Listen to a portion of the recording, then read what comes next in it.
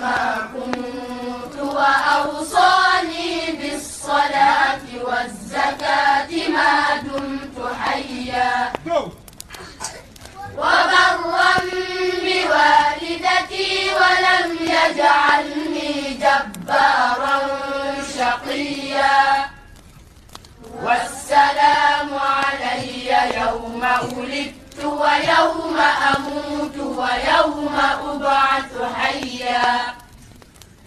ذلك عيسى بن مريم قول الحق الذي فيه يمترون قال إني عبد الله